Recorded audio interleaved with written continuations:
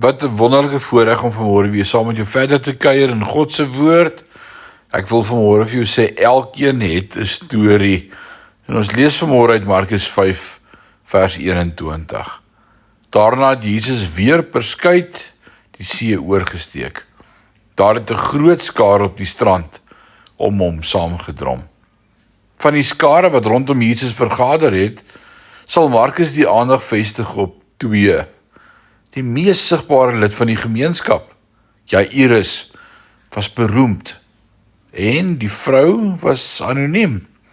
Jairus was welgesteld en die vrou het in armoede geleef. Jairus was 'n leier van die sinagoge. As gevolg van haar fisiese toestand is die vrou verbied om die sinagoge binne te gaan. Vir 12 jaar, terwyl sy dogter groot geword het, was die huis van Jairus gevul met lag en vreugde. Vir 12 jaar was die huis van die vrou gevul met wanhoop en ellende. En so het hierdie twee mense aan teenoorgestelde kante van die lewe se spektrum vir Jesus gewag. Soos Jairus vlieg jy dalk hoog, jou besigheid floreer dalk, jou huwelik is dalk geseënd, jou gesin groei dalk, jou liggaam is dalk gesond, maar jy weet nie wat die volgende oomblik inhou nie. Voordat die klok vanaand middag slaan, kan jy jouself heeltemal onverwags midde in 'n groot tragedie bevind. Jy en ek weet nie wat die volgende oomblik inhou nie. Julle wat vandag Jairus is, besef dit.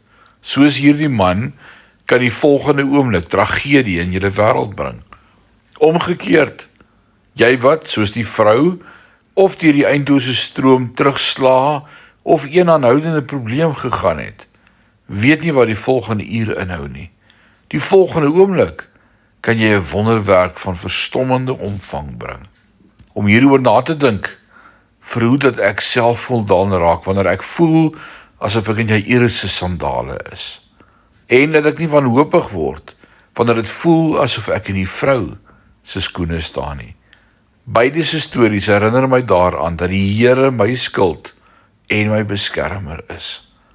En as hy toelaat dat probleme terugslaan of tragedie in my lewe kom, sal hy ook my heerlikheid en die heffer van my hoof wees.